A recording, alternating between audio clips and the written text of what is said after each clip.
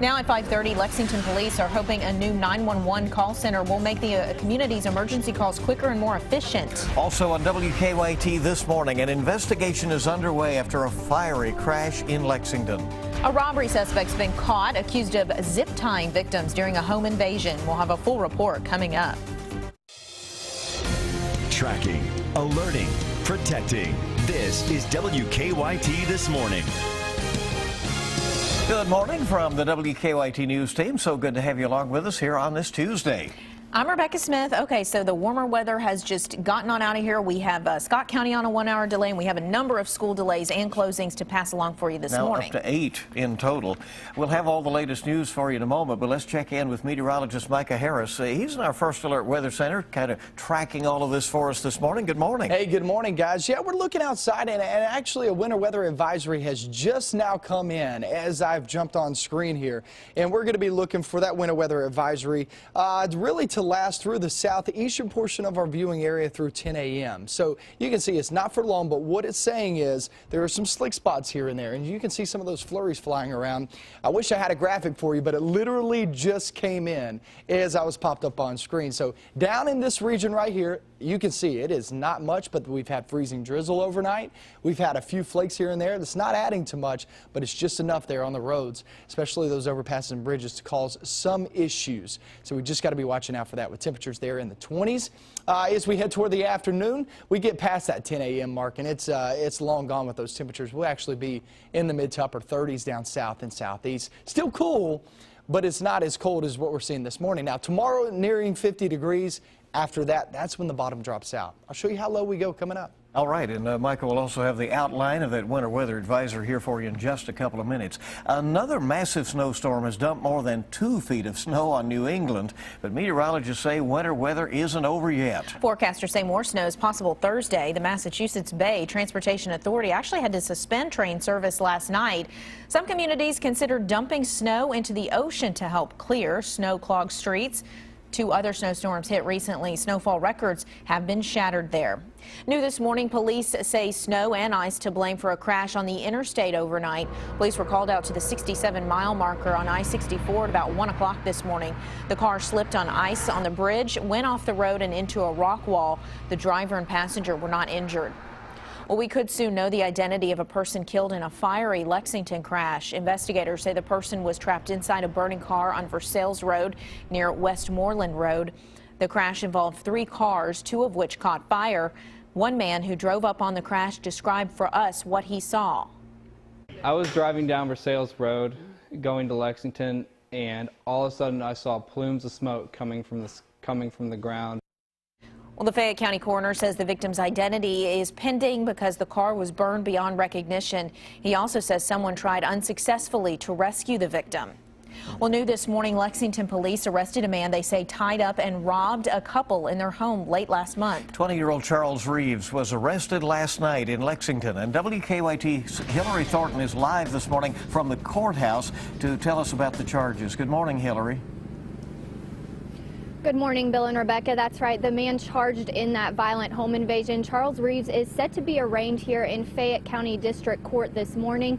And his arrest last night comes after police say the victims were able to identify Reeves through social media. It is a crime that police say does not happen often around town. The victim told officers the 2 men made their way into his home armed with guns. He says the 2 intruders then tied the victim's hands together with zip ties and held the guns to their heads, threatening to kill them. Also, they could rob the victim, who says he runs a home improvement business out of his house. Now, luckily, no one was hurt during this ordeal. However, the 2 intruders did get away. During the investigation, the victims were able to identify one of the suspects through Facebook. They told detectives the man used the profile name Fat Man Jones. Detectives then ran that name through a police database and discovered that it was an alias for Charles Reeves.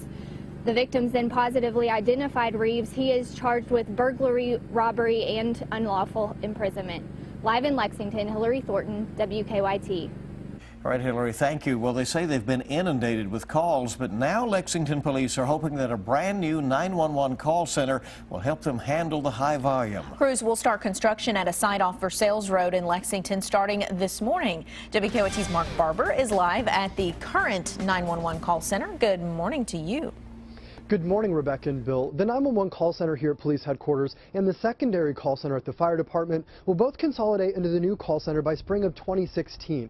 Now, the 911 director says that he's hoping that this move will bring increased staffing that will help them cut down on the delays that were uncovered by a WKYT investigation. Call center documents obtained by WKYT show that in 2014, 42 emergency calls rang between 51 and 60 seconds before they were answered. Compare that to the previous 4 years when every 911 call was answered before 50 seconds. We found that in 2014, some 911 callers started waiting longer for an answer because the city changed the way they transferred emergency calls. Call takers say it is getting much harder to answer calls quickly because their call volume is up about 10% or 24,000 extra calls. And it's really costing taxpayers. The 911 center director tells us he brought in temporary employees to keep up with all the calls, but our investigation found that it cost taxpayers $83,000 in 2014 compared to an average of $47,500 in 2011, 2012, and 2013. The 911 director also says that critical time is often wasted on callers who don't have true emergencies. The number of times when callers hung up or accidentally called 911 jumped 180% last year, contributing to the delay in those 911 call times. Certainly there's concern that any time a call takes more than, say, 10 seconds, we have a concern.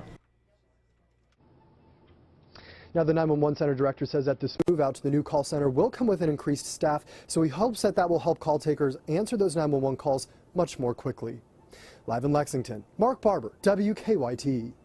Mark, thank you very much. An investigation is underway this morning after a fiery crash in Clark County. We have some video to share with you. This is from Sky Drone Studios. It shows an aerial view of emergency crews on the scene of the crash. The road was closed for hours near the Bourbon County line on Highway 627. Police say a tanker truck carrying butane crashed just after 3 yesterday afternoon. People living nearby rushed to the scene to help. He was rattled, said that something had happened at the top of the hill. He had lost control, had went off our side of the ditch, and it just looked like a sardine can. Police are still trying to figure out what caused the driver to lose control of the truck. He was taken to the hospital. His condition is not known. The road reopened around 8 o'clock last night. Our time is 5:37 on WKYT this morning. A threatening message found in a bathroom on the Eastern Kentucky University campus has made many students and staff members tense over the last week. Police say the message implied there would be gun violence on campus tomorrow. EKU leaders are trying to calm nerves and assure everyone that campus is safe. An EKU spokesman says they have increased security around campus since last week. They're hoping they can find the person who made the threat. They're also taking precautions for Wednesday. The actual text was bringing gun to here, 2/11/15, dead students. Wednesday, February 11th will be as normal a day on campus as we can make it. Kentucky State Police has a post on campus, and they say they will have an increased presence at EKU on Wednesday. The Better Business Bureau has issued a new alert for Anthem insurance customers. Last week, we told you that Anthem announced hackers had gained access to the personal information of millions of customers. Now the Bureau says some Anthem customers have since been the targets of phishing scams. Some customers have received emails claiming to be from Anthem and asking for account information. The BBB says this is just a scam. Anthem is contacting customers by mail. Well, 3 people are facing reckless homicide charges in Knox County this morning. Police say they did not call for help when a woman overdosed. The Knox County Sheriff's Office arrested Amy Kane, her husband Harvey, and Joshua Ryder. Deputies were originally called to a home on Walton Road for burglary in progress. When they arrived, they say they had to chase Ryder into a nearby home. Of course, he slammed the door where I couldn't get in. The door's locked. After breaking the door, that's when I found the female. She's non-responsive. Neighbors say the unresponsive woman was Ryder's girlfriend, Felicia West. Deputies say she may have survived if others had called 911 for help. Well, we are learning more about the murder of a Bell County woman. State police say some stolen items from the home where Deborah Baker was killed last month led to 4 arrests over the weekend. Officers arrested Brenda Miller, Charles Gilbert Jr., Chad Love, and Varian Johnson. All have been charged with murder and burglary. It's a crime that, should have never happened. This female came over to this residence to stay with her family, and now we're working a murder investigation. Baker's family members say she knew one of the suspects, Brenda Miller. Police have not said what they think led to this murder. Kentucky lawmakers are now considering 2 bills designed to fight the state's heroin problem. The House version of the Heroin Bill was unveiled late yesterday. It proposes more treatment options for heroin addicts, and it would set up a new tiered system for offenders, separating small-time dealers from big-time distributors. One lawmaker says she lost her nephew to a heroin overdose. Young people are dying, and we have to act. So in honor of Wes, this bill is after his birthday, 2/13. The Senate also has its own version of a heroin bill. It features more money for treatment and a provision not to prosecute overdose survivors for possession charges. The Supreme Court has cleared the way for Alabama to begin performing same-sex marriages. Yesterday, the court declined a request by the state's attorney general to block gay marriages from taking place. However, Alabama's Chief Justice has ordered the state's lower judges to refuse to issue licenses to same-sex couples. All but 7 of Alabama's 67 counties complied. Time this morning.